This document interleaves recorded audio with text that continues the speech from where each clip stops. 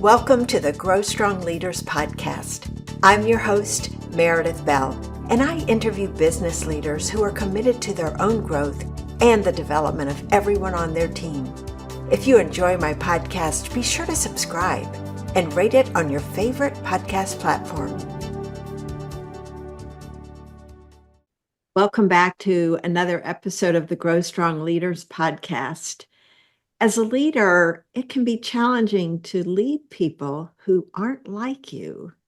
My guest today is going to give you important insights and tips that are going to help you be much more effective in this area. Her name is Stephanie Chung, and I'm delighted to have her as my guest today. Welcome, Stephanie.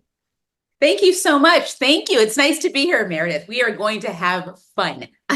We are. I can hardly wait for our conversation. And I want to give a big shout out to the person who's responsible for me knowing you, which was Larry Levine. Larry had suggested that you would be a great guest for my show. And after our conversations, I know that that is so true. My audience is in for such a treat today. And I want to let them know a little bit about you, Stephanie, before we get started. So I'm going to read just a brief part of that longer bio that you have because of all the things you've done.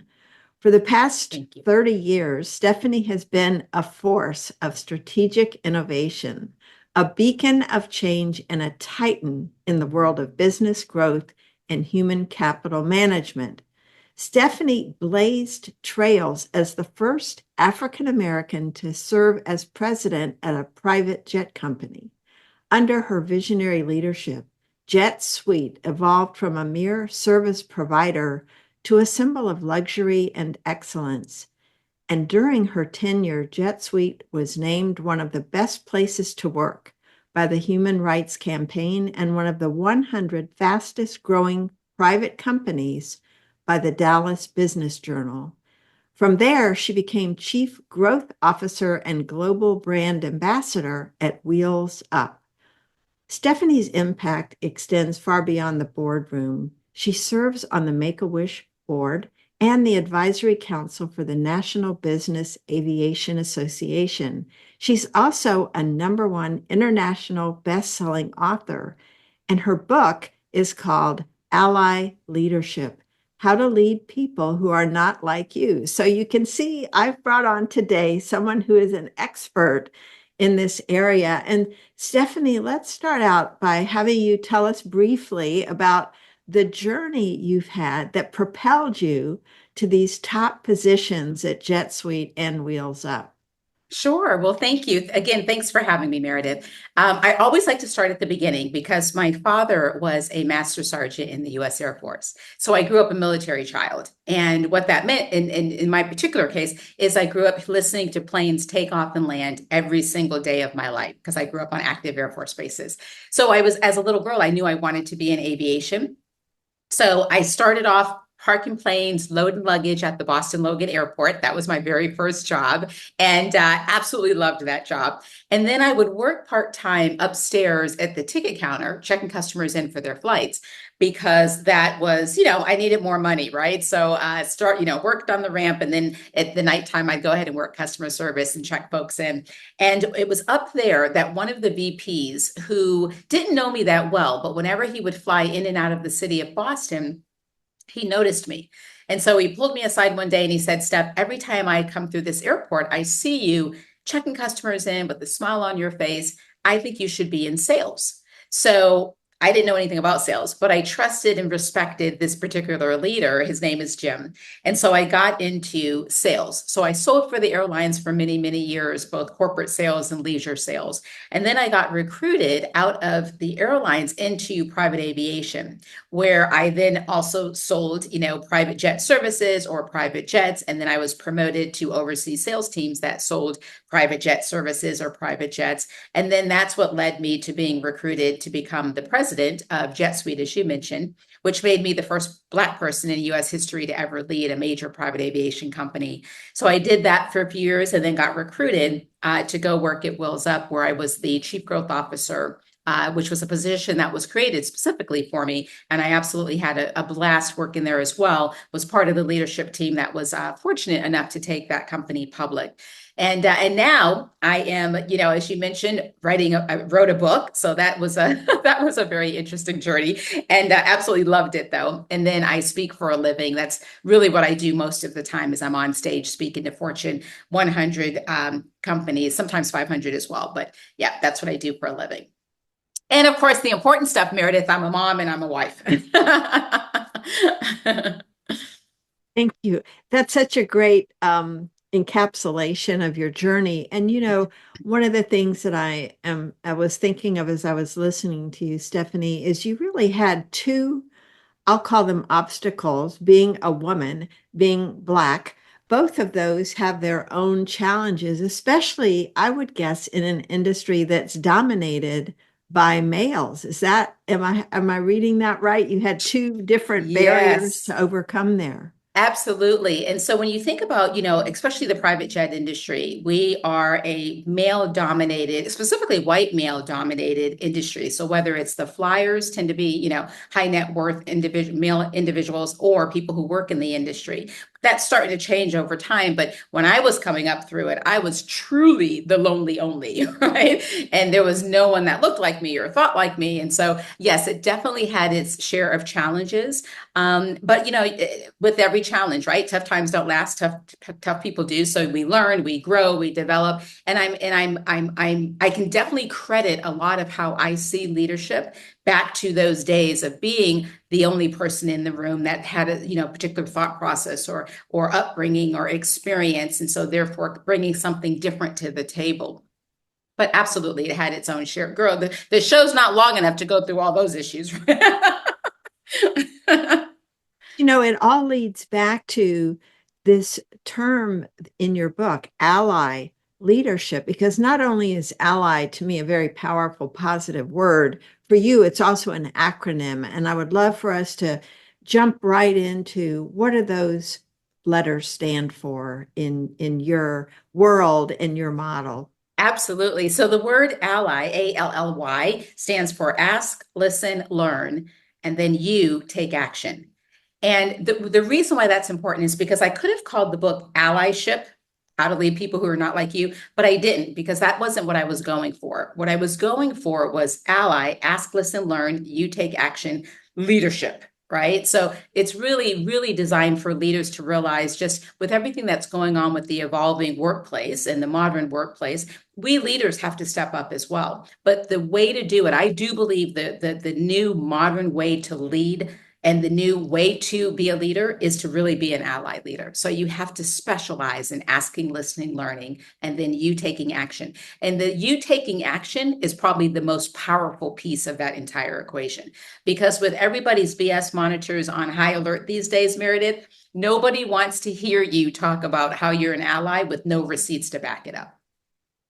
I love the fact that you said you can't claim to be an ally. It's something that is like a title bestowed upon you. In other words, people have to have seen you do it and notice it. Absolutely. And so let's talk about each one of those. And what does that look like in action for somebody to be effective as an ally, to ask, listen, learn, and then you take action? Yes, absolutely. So, I'll give you an example, right? Because you're right. I am one of the objectives for me when writing the book was to make sure that leaders stopped self-anointing themselves as an ally. It just isn't how this works, right? And so, but I also on the flip side wanted to say, okay, you can't just call yourself an ally. This isn't a participation trophy, but let me at least tell you how to be a good ally. And here are the tools. So when you think about asking, listening, learning, I think that's probably self-explanatory, but the you taking action is where people tend to struggle. And so I'll give you an example. And it's something that I quoted in the book. It's a gentleman, Paul Scallion, who's a executive coach and business leader. And he gave a great example, and I repeated it in the book. What he talked about was he was at a conference and he was the guest speaker. And so therefore, he's doing meet and greets and having dinner and he's at a table with folks. And he could tell by a way this gentleman was starting to tell a joke. He could tell the joke was going to be a racist joke. And Paul's white, right? And everybody at the table were white men. And this is where the you take action takes place. As the joke started to unfold, Paul took action. Now, I'll stop right here for a second and I'll finish the story in just a minute. But the reason why this is important is because when people self-anoint themselves as allies, and this happens so much when I'm speaking on the circuit, people will come up to me, usually men, and say, Steph, loved everything about the speech, loved your book. I'm an ally. I'm married to the same woman. We've got 3 daughters. Like I'm a ally, I'm a girl dad, right? And I'll say, fantastic. So tell me what it is that you've done this week to show your allyship. And it's crickets, Meredith. They don't have any receipts to back up the statement. And so I'm really big on making sure that leaders get it. You cannot call yourself an ally. You must take action as well. So let's go back to the story with Paul. So Paul's sitting at the table and he can tell this joke is going to be a racist joke. So he says, I can tell where this joke is going. And if you don't mind, I'd rather you not tell it. I feel like it's going to be discriminatory towards Black people. So I can either leave the table if you want to tell that joke, or if it's okay, I'd rather you not tell the joke while I'm sitting here. That's taking action, right? So what happens is a lot of times, again, leaders may sit there and say, yeah, they're in a setting where there perhaps is no diversity at the table, no women, no people of color, nobody from LGBTQ plus, nobody with disabilities, whatever, right? They're in a group where everyone's like-minded.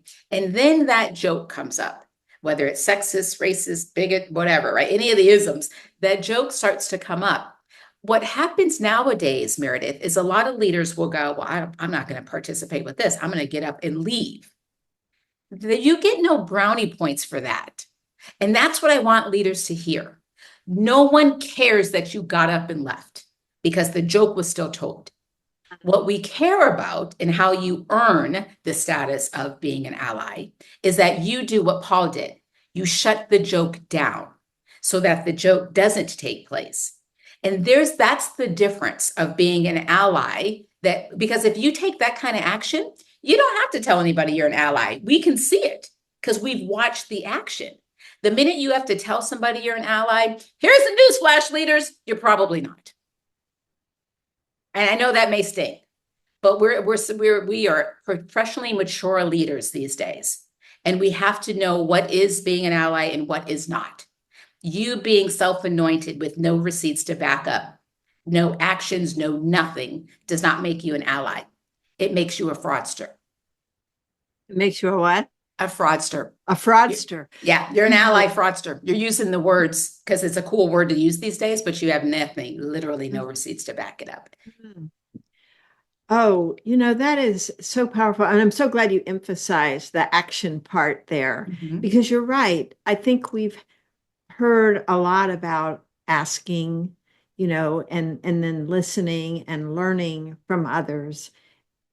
Although I will say that in the interest of being pressed for time, some of those important 3 things get set aside because we make assumptions. Yeah, that's so true. Or we just feel it's not as important, or whatever other reason we might come up with. But you're right, the rubber really meets the road when we speak up, when we act. And it is interesting, that distinction you make between speaking up and seemingly taking an action of leaving the table. Right. That is, someone could say, well, I did leave. I in a way of nonverbal confrontation, I expressed my disapproval of that. And yet it takes a different level of courage to speak up. And that's what I'm hearing you advocate, is do more than appear to object silently, but instead take a stand. That's right. Exactly. And so well said, Meredith, because that's exactly the point, just when we think about, all the different things going on. So let me kind of right size it for the audience, right? Right now, when we think about the modern workforce, we have five, almost six generations working. So that's different. And the ages range from 16 to 75. So trying to lead all those different generations can be a challenge for any leader because they have different thoughts and expectations and perspectives. And, also sometimes different work ethics, right? So that's challenging for leaders. The second part of the equation is women are the majority of the population. So we think differently and we communicate differently and we see things differently. And so that adds a new dimension into the modern workforce as well. And on top of all of that, you've got the ethnic demographics that are changing, right? So you've got all the ethnic races are growing, the non-ethnic race shrinking. So that changes dynamics. Not to even mention people with different abilities or neurodiversities or LGBTQ plus community. There is a lot of complexity in the modern workforce. Leaders have their hands full, really leading people who are not like them and not like each other, right? So that's the land in which we as leaders are functioning today. Now, put all that together, it's no longer acceptable that we just go, oh, well, you know what? I'm going to just leave the table because I don't want to be any part of this whole thing. No, actually, if we're real leaders and real allies, because the bravery comes from you taking action. There's nothing brave about leaving the table, right? So when we just think of, today's modern leader to lead the modern workforce, because we always tell people we want everybody to bring their whole selves to work. Do we actually? Because that's a lot, right? And I think that we should say that, but we then have to be prepared for that. Everybody talks about diverse teams. Nobody talks about, honestly, some of the challenges that come with leading people who don't think alike, don't have the same experience, don't have the same lifestyle, don't have the same social class, et cetera. That's a lot of different complexities that we as leaders have to step into when we're leading everybody, right? Because that's the job. And so, yes, it takes courage to literally be that person who's going to see something and say something. That's where differences get made. If you just think of the history of our country, right? What we don't need is more silent leaders or people who sit by and just, talk to their friends about how somebody should have done this or somebody should have done that. I think for leaders, even when we think of our own workplace, we want employees that don't just sit there and stand around the water fountain, water cooler, talking and complaining. We want the ones that go, you know what? Okay, no, I don't think this is right. I think we could be more efficient doing it this way. And then they don't just talk about it, but they actually do something about it, or at least tell us about it so that we can do something about it. So if it works for our employees, it should absolutely work for us as leaders. It takes courage to be a leader. If you don't have the courage, it's probably a better job for you, right? But leadership is not one of them because this thing called leadership takes courage and bravery and all kind of things. And so what I'm excited about is most leaders can step into that. Now, maybe they don't know how to do it and maybe they will be uncomfortable at the beginning, but that's how change happens. Change is uncomfortable. And in order to make change happen, you have to get okay with being uncomfortable.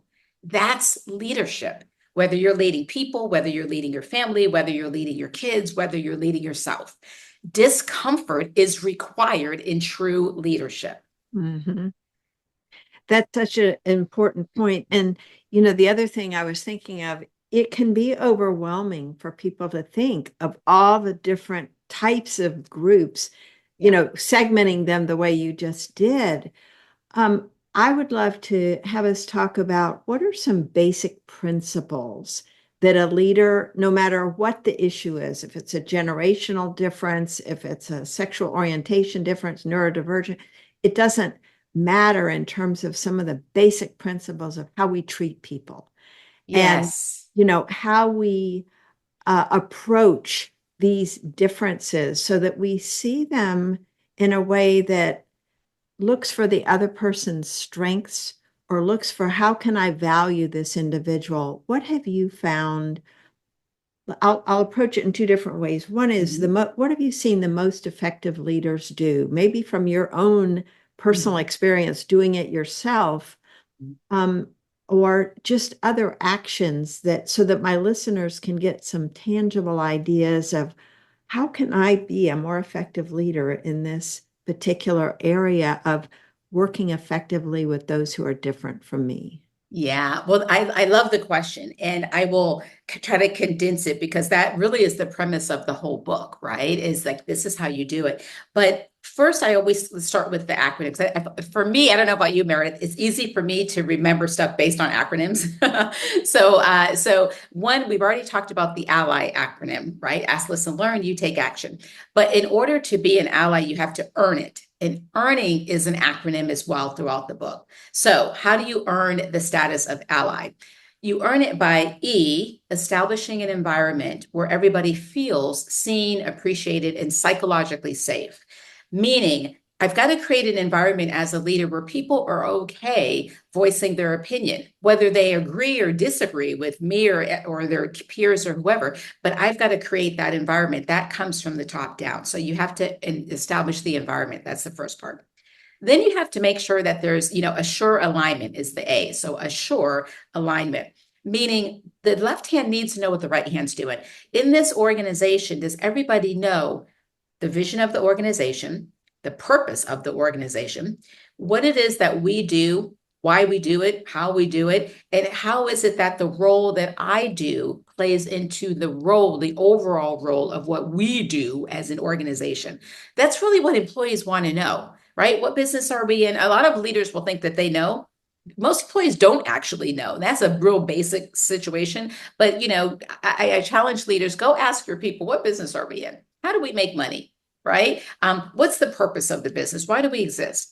I guarantee you, you're not going to get the answers that you anticipate or expect. So you have to make sure that when you're on the mission to earn the status of an ally and create a culture where ally leadership is the expectation, then you have to assure alignment. The left hand has to know what the right hand's doing. And I'll give you examples of how I've done that in the past. The next one is R, right? So R means you've got to rally the troops.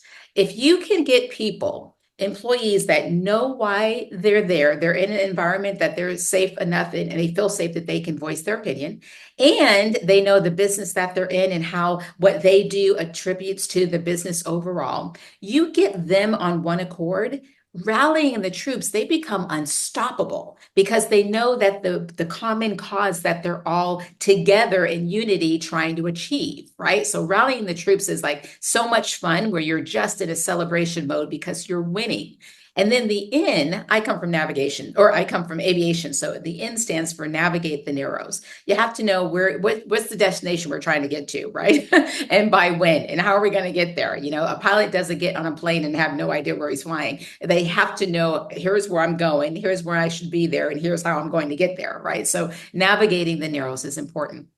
But that's how you earn the status of being an ally. And that's how you create a culture where allyship is expected.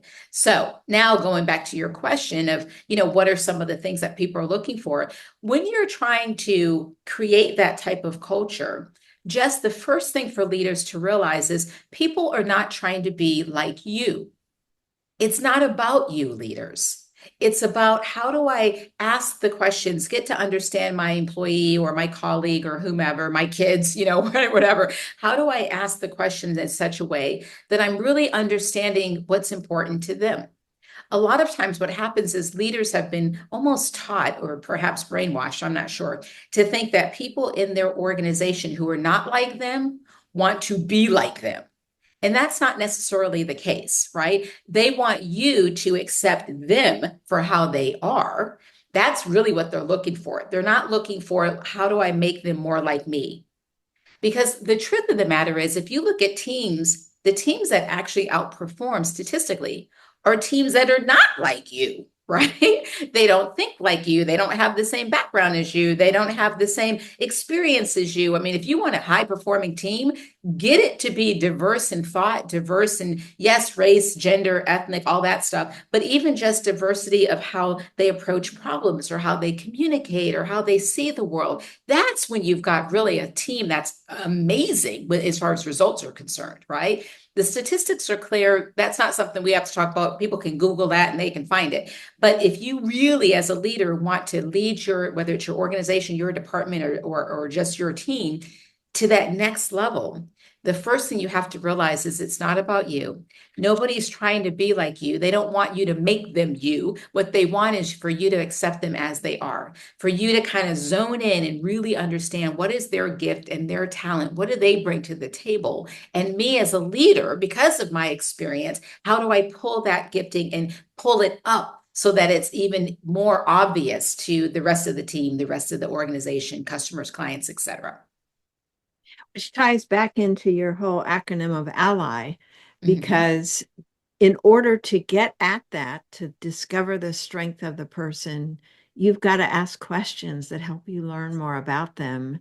And then Yes. truly listening and reflecting back what you think you're understanding. So Yes. you're learning more about them. And then to me, part of taking action in that regard is, how do I really elevate this person in a way that shows we are serious about taking advantage of the strengths that they have? So Yes. that goes back to, you can't just claim, well, I listened to people, and I found out about what they like. But you know what? This job requires this. And Right. so it's just too bad, right? It's Yeah. Yeah. it's being willing to open your mind and entertain different ways of looking at this person Hmm. so that you actually can place them. And one of the things, and I want to just tell you in my audience, I loved this book, and I really recommend every one of my listeners get it, because one of your gifts, Stephanie, is storytelling. Thank you. Your stories touched me at a really deep level because of the way you put yourself in the scene and you created these individuals to bring them to life to us. And one of the most unforgettable ones was the person you called Melissa, and you owned up to something that I think a lot of leaders are afraid to say. And that is, you didn't like her, Did right? not like It her. isn't Nope. She just drove that me she was crazy. different from her. You actively, well, I shouldn't say actively, because it was internal for the most part, but you really didn't like her. And you even acknowledged that she could sense that. And Mhm. so I would love for you to share more about that, because that's a reality that many leaders live with. We all have people that, we resonate with some more than others, but we can sometimes have these negative feelings about someone on our team, or, that we have to work with. And I thought your insights into that, based on your own personal experience, were profound. So please share that Thank story you. and your lessons learned from it. Absolutely. I love that question. And it's so funny because that's one of the stories that a lot of people really like in the book, because you're right. It's almost like taboo, right? We leaders aren't allowed to talk about and have the conversation. And I say with you and I, like, let's have the conversation for all the leaders right now.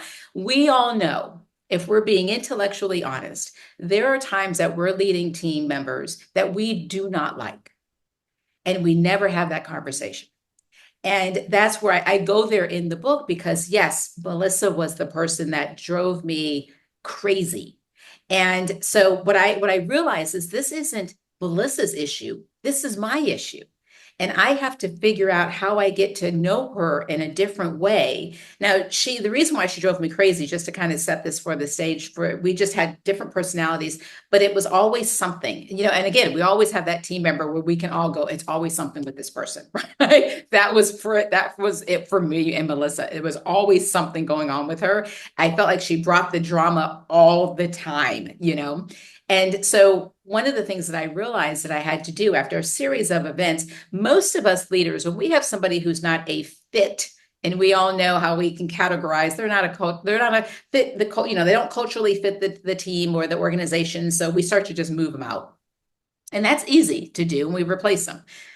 But there are times that we need to not do that, and to really have a honest conversation with ourselves to figure out, why is it that I don't particularly like this person?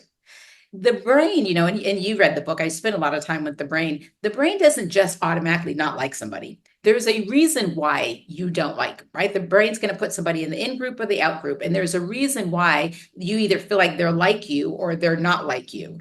And so it may be that they had some kind of personality that what came, was similar to somebody else you didn't like. Maybe they have habits that you don't like in yourself. I mean, the list goes on and on as far as what the brain will do with it. But what I want to do is this book is for leaders that are, in the C-suite or headed to the C-suite, or want to one day be in the C-suite. And so we need to be able to have those honest conversations. It's okay that you have somebody that you just don't get along. And as long as you get the job done, that's job one, right? We've got to get the job done. But what I end up having to do with Melissa is I end up having to go and spend some time with her separate from work. And so I flew down to where she was located, had lunch with her, asked her a lot of questions because my mission there, she probably thought I was there to fire her. I wasn't there for that. I was actually there to get to know her because I thought if I get her out of the regular work environment, maybe I can find there's got to be something with her that she and I can connect, right? And by asking and listening and learning, what I discovered is that her mother had been killed by a drunk driver when she was young, like 12 years old or so. And so she was then raised by her dad, who was very, very, very strict, and her two, rambunctious brothers, right? And so what raised her during those pivotal teenage years where you're really, listen, any of us have teenagers, we get it, right? Those are some interesting years. So what she was going through during that time, she didn't have her mom to be able to kind of guide her through those really important years when you're becoming, a girl to a teenager to a woman.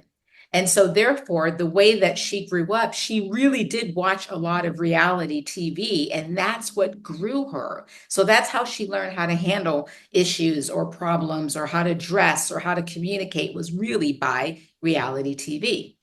Once I understood that, then she no longer became somebody that I just didn't understand. She became somebody that I really had a vested interest to try to help her understand how do you maneuver in the world, especially in our industry where we're in a male dominated industry. So I now, instead of her being the person who drove me nuts, she became the person that I wanted to do anything and everything I possibly could because she'd been really, given a short, just a rough go at life. Right. And, losing your mom at such a pivotal time would be hard for any of us. And she was doing the best she could.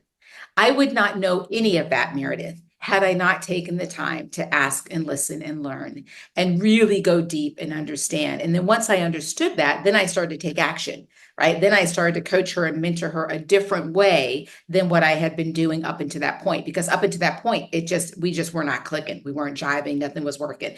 And so yeah, I didn't take the easy way out and just write it off as, oh, not a cultural fit. Let's move her out and bring somebody else in. I took the hard way, which is I got uncomfortable and I started to realize she's a human being. And that's the other thing when I say we tell people we want you to bring your whole self to work.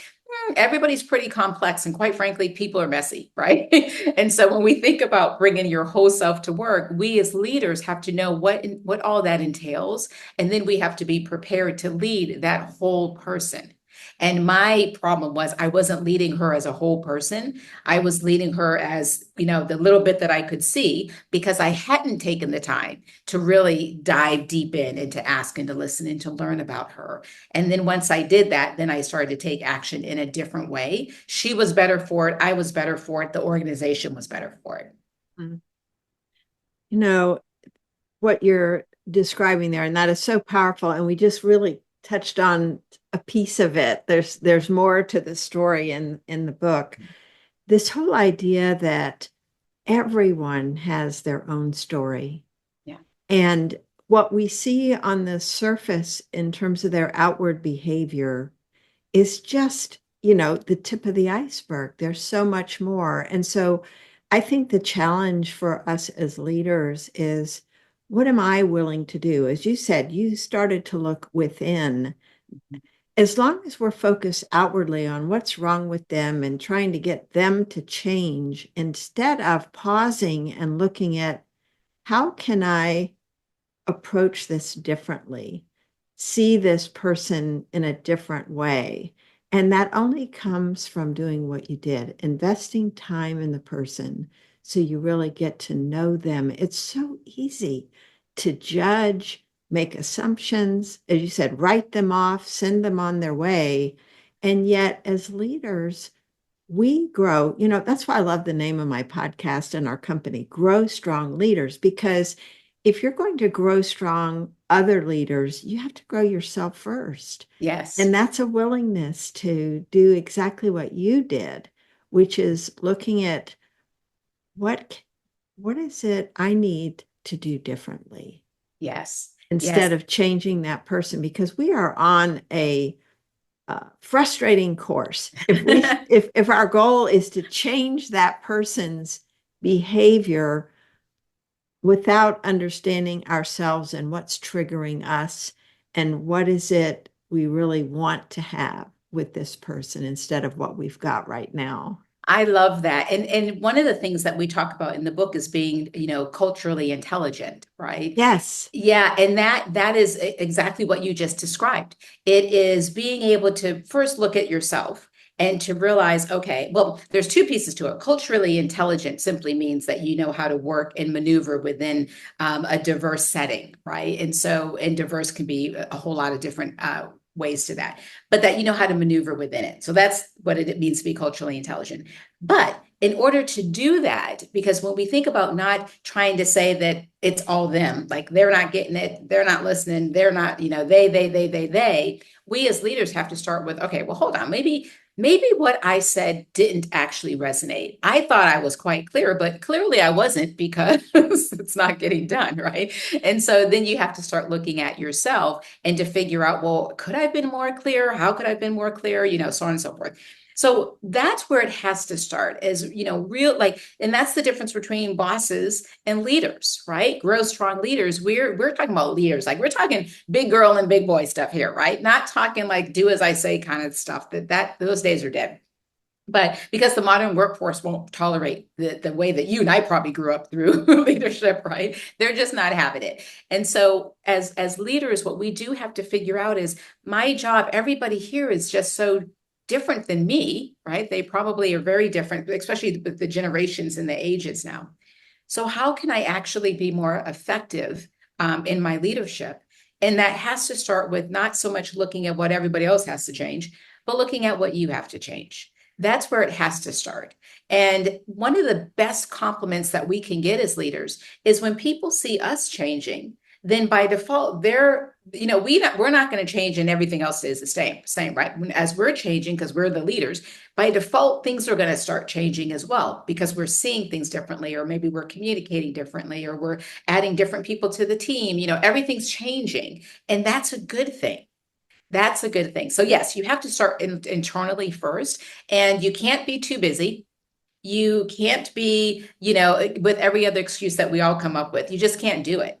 You have to really set out to, I'm going to be a leader of all people. And that's what I truly believe is the new demand for leadership. Everybody has to know how to lead all God's children, every race, every creed, every gender. That's leadership in the 21st century, right? That's the modern day leadership. That's ally leadership. But it does definitely start with you starting first. And before I start cleaning up everybody else's house, I got to clean up my own home. And that really is about looking internally to what works, what doesn't work, the good, the bad, and the ugly. I write this book and there are things that I did really well, but there are things that I missed the mark. I didn't do well. And I had to really stop, and instead of blaming them, like they didn't get it, to really stop and go, well, maybe I didn't communicate it the best way that I could have. I don't spend as much time I do talk about a little bit in the book, but when I speak as a profession, I actually speak on the science of communication. Because when we think about whether as a leader or if you're a salesperson or just a female trying to regain some executive presence, it all comes down to the quality of your conversation. And a lot of times we're not trained on conversations, right? We talk a lot, but we're not necessarily trained on, well, what's happening in the brain when a conversation is taking place? And once you know that, which again, everybody talks about how to say stuff, but nobody talks about, well, wait, what's going on? Let's start physically, what's happening in the brain. Because when we're having conversations, we can either get a lot of chemicals, positive chemicals going, where people are now like prepared to connect with us on a different level, or we can flood their body with all kind of chemicals that make them afraid that make them not want to connect. And now when you're functioning in that mode, whether you're a leader, i.e., we call them micromanagers, right? Or you're an employee who's scared to death, you're not going to be productive. Let's be even more specific. A employee who's functioning in a fear mode, they're going to greet your customers with this warmest smile and say hello and glad you're here. No, they're like struggling and fighting for their lives, right? So we as leaders set the tone. We set the tone. And that, you going back to your original question, I know it's a really long answer, but going back to your original question, if we know that we set the tone and we have the power, then it's important that we start with us first always. Because what we do and what we say and how we show up in the room is going to set the environment. And so if we think, and culture, changing culture is not, we talk about it a lot, but it's really not that complicated. But you have to first understand that you as a leader are the culture setter, and how you show up is going to determine how they show up. It's great that you brought up the culturally intelligent, because that phrase was one I wanted to get you to talk about. So I'm glad you tied it into something else that I had brought up, because I think that's so critical. And also as you were talking, I was thinking about the ally piece and how we need to apply that to ourselves, to ask ourselves questions, listen to our honest answers to them, learn about our prejudices, our biases, our triggers, whatever it is that we need to learn from what is going on and our responses to it, and then to be able to take appropriate action based on what we've learned about ourselves. That's to me, a whole part of that whole ally leadership process. And Absolutely. thinking about your book, one of the chapters that you had that you spent, it was one of the longer chapters, and it was a thought-provoking one for me, was around this idea of privilege. Because we Mm. think about, quote, white privilege or white male Mhm. privilege, but the way you presented it, we all have some aspect That's right. of privilege that we don't always consciously think about or acknowledge. Would you please share more of your Yes. thinking about that? That it was really quite profound. Thank you. Thank you for that. When I wrote about the privilege part, the conversation that tends to happen, at least here in North America, tends to revolve. First of all, the name of the chapter is called "Privilege is not a dirty word," and because everybody does that, it seems to be a trigger word for a lot of people. When they hear privilege, it kind of shuts down the conversation, because the assumption that they have is that people are saying that they've not worked hard.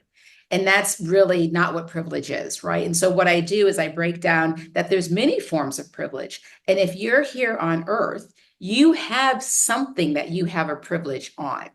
And so that can be whether, I use the example of, if I'm a right-handed person and I go to buy a stick shift car, I don't have to. If I'm a left-handed person, there's no car with a left-handed person in mind when it comes to a stick shift, right? That's a form of a privilege. It's something super simple, but we just don't think about it. We think of like privilege in this really, negative way. But my whole focus was to tell everybody's got privilege. As a person who doesn't have a disability, I don't have to think about any building I go in. Is there a ramp? Are there elevators? Is there a handicap? I don't have to think about any of that. It's a privilege that I don't have to put that in my thought process.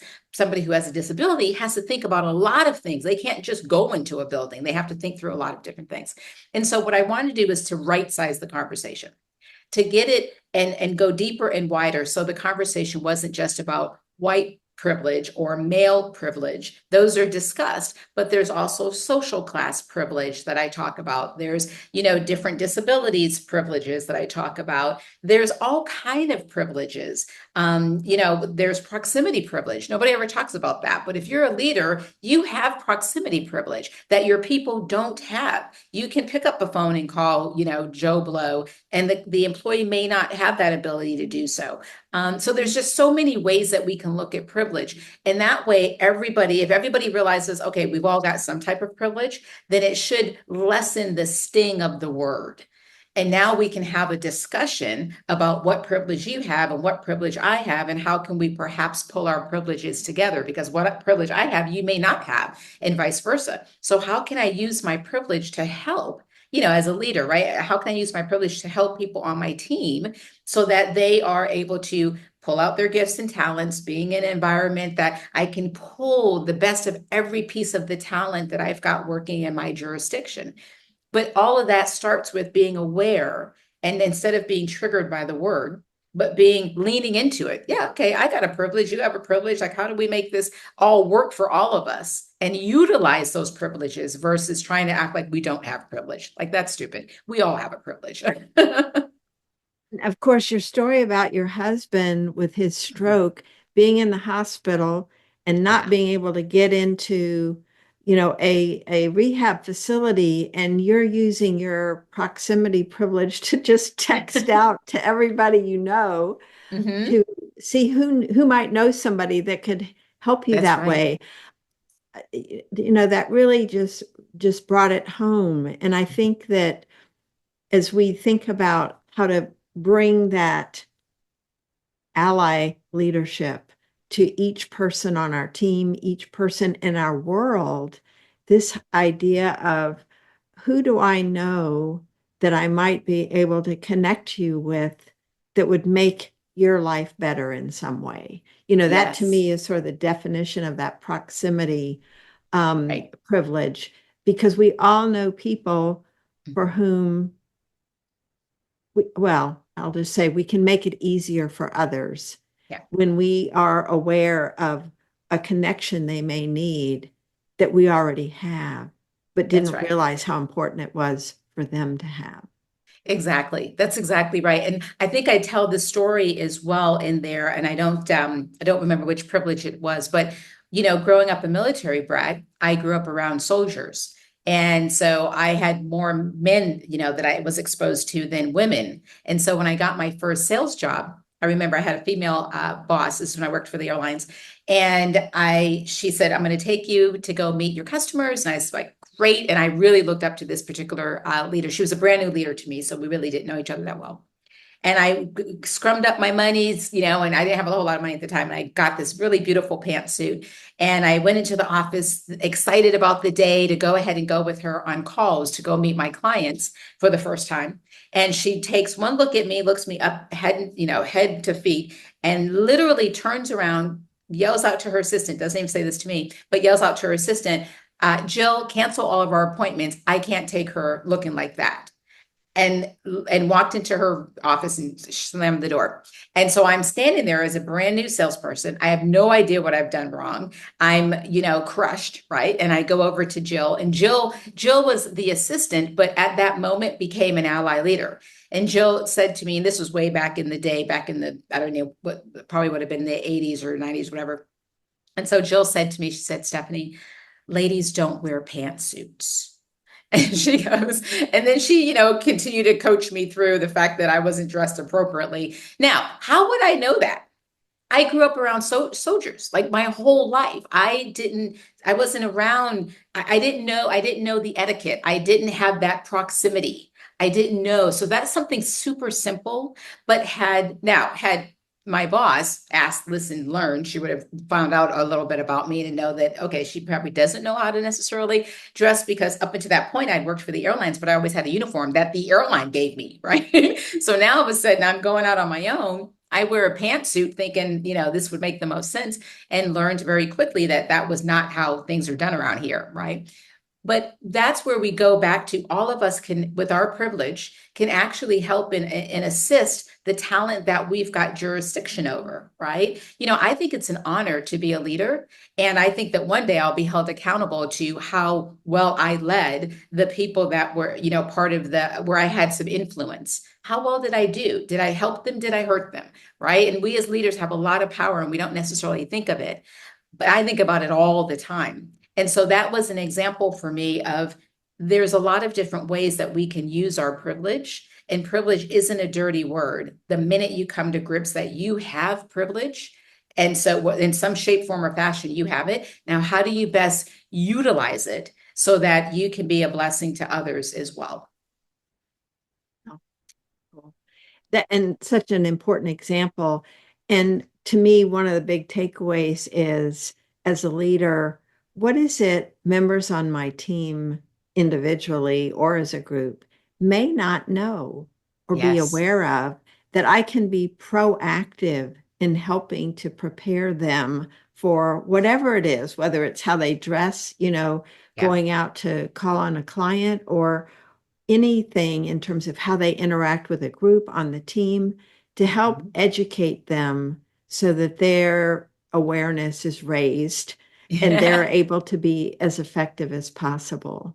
For Um, sure. And especially when you think of going back to culturally intelligent, right? Don't assume that yeah. people who may be from a different country or a different generation or whatever, you can't go in assuming that their experience in life has been the same as yours.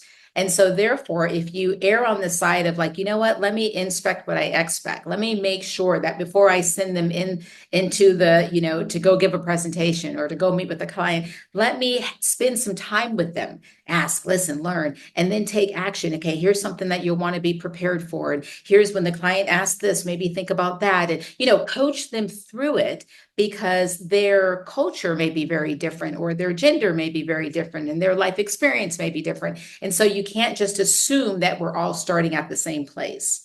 If you go in with the assumption that we're not starting at the same place, then that's actually going to make you more effective as a leader. Because again, our call is to be able to lead every race, every gender, every creed. Stephanie, this has been such a wonderful conversation. The time has flown by, and we've really, just lightly touched on some of these important topics. Actually, I think we did a good job going deep on a few of them, but there's so many more in your book that I want to encourage my listeners to get a copy, because this whole concept of ally leadership is so critical, as you say, for dealing with this diverse workforce that we have now from so many different angles. So please share with my listeners how they can connect with you, how they can get a copy of your book and learn more about your work. Oh, well, thank you so much. So, well, first, my website is stephaniechung.com, and you can order the book from there or at Amazon or wherever books are sold. And then also in regards to connecting with me, I'd love to connect on social, and I'm on LinkedIn, TikTok, and Instagram, and all of the call signs are at the Stephanie Chung. So I would love to connect with your listeners, and you and I have a passion for leadership, and we have a lot of similarities. And so I think I will absolutely vibe with your tribe, if you will. Yes, I know that the folks who listen to my podcast and love what we talk about will just resonate with what you've written in your book. It's such an important one, I think, for leaders today. So, ally leadership. Stephanie, I want to acknowledge you and just the way you show up in the world. Your caring just comes across so beautifully. Your spirit shines through what you do. I love your passion for your work and your commitment to make a difference in not just in the lives of leaders, but the way they lead and then the impact that they have. So this ripple effect, has a positive, widespread impact. So thank you so much for who you are and for being with me today. Thank you so much, Meredith. This was so much fun, and thank you for having me. I really appreciate it. Thanks for tuning in to my podcast. Now head over to growstrongleaders.com and check out the powerful tools we've created to help leaders strengthen their character and communication skills. Until next time, I'm Meredith Bell.